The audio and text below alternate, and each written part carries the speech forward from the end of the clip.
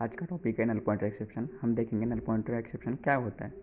Null pointer exception is a run time exception. Means जब हम compile करते हैं कोड को, जावा का कौन सा भी कोड हो आपका, उसे जब आप कंपाइल करते हो तो जावा कंपाइलर आपको एरर नहीं दिखाएगा। जब आप रन करते हो उसे एक्चुअल में, तब आपको as a null pointer exception error आ जाएगा। A special null value can be assigned to object references.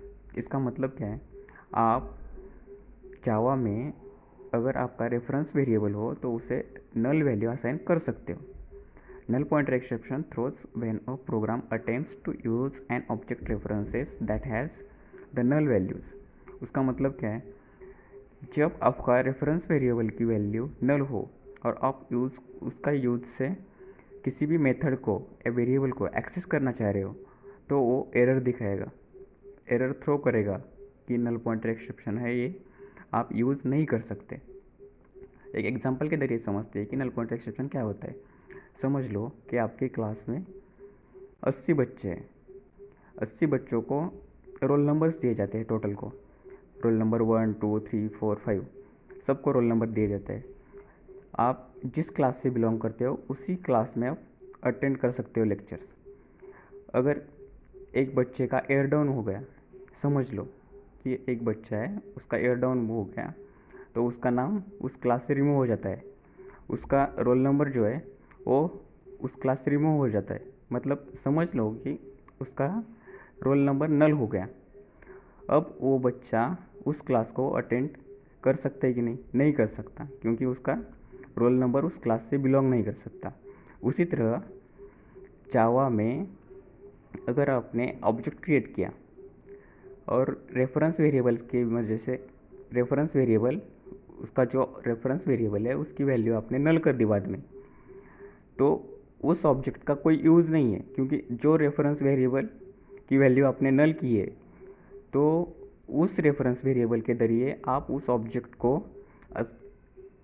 Object के कौन सा भी वेरिएबल हो या मेथड हो एक्सेस नहीं कर सकते। एग्जांपल के जरिए समझते हैं। लेट्स सी, आपने क्लास किया, एक क्लास क्रिएट किया क्लास ए। उसमें आपने दो वेरिएबल्स लिए, एक स्टैटिक लिया, स्टैटिक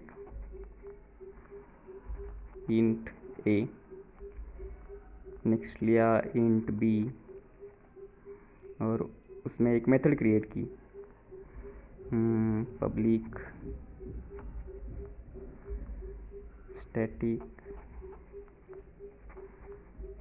void m1, और इसमें आपने प्रिंट किया सीसो नल पॉइंटर एक्सेप्शन।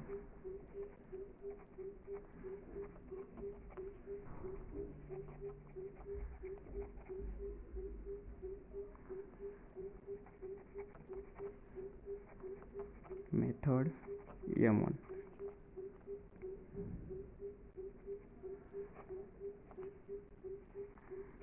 और एक मेथड क्रिएट किया आपने जो नॉन स्टैटिक हो, public void m2 method create की, उसमें आपने सीसो method m2।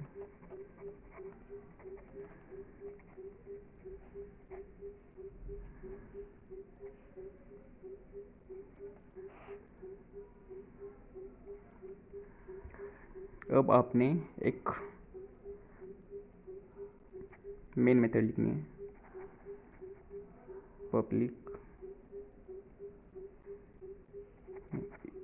Public static void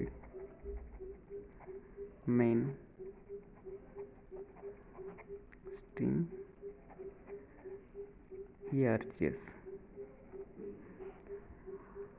आपने क्लास कौन सा बनाया? A class. अब आपको ए क्लास का ऑब्जेक्ट क्रिएट करना है। A is equal to new keyword से आप ऑब्जेक्ट क्रिएट कर सकते हो, ए। अब हमारा ए ऑब्जेक्ट क्रिएट रेफरेंस वेरिएबल है, कौन से? इस ऑब्जेक्ट का रेफरेंस वेरिएबल ए है। अब आपने ए को नल कर दिया।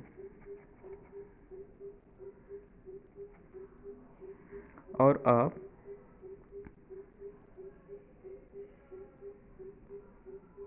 इंस्टेंस वेरिएबल ए को ए सीसो ए डॉट ए, तो एरर नहीं दिखाएगा क्योंकि हमारा ए जो है वो स्टैटिक है और स्टैटिक की सेपरेट मेमोरी क्रिएट होती है, वो ऑब्जेक्ट के अंदर नहीं होती। हमने रेफरेंस वेरिएबल का ऑब्जेक्ट जो है, इस ऑब्जेक्ट का जो रेफरेंस वेरिएबल है उसकी वैल्यू नल कर दी, मतलब हम उस ऑब्जेक्ट तक नहीं पहुंच सकते। लेकिन हम static method static variable create किया है ना, इंस्टेंस वेरिएबल जो है ना हमारा, वो स्टैटिक टाइप का है ए वेरिएबल, तो उसकी सेपरेट मेमोरी क्रिएट होती है और हम उसे एक्सेस कर सकते हैं। लेकिन जब आप वेरिएबल बी को एक्सेस करना चाहोगे तो ए एरर देगा, नल पॉइंटर एक्सेप्शन।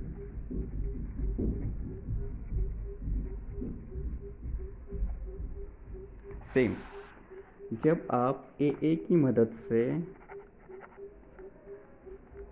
m1 को एक्सेस करना चाहोगे तो वो एरर नहीं देगा क्योंकि वो स्टैटिक है, स्टैटिक। और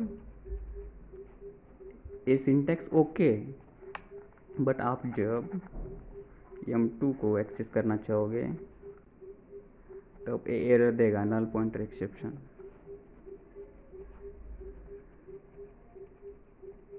क्यों?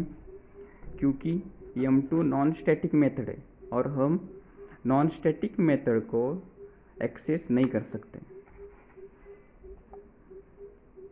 Okay, thank you.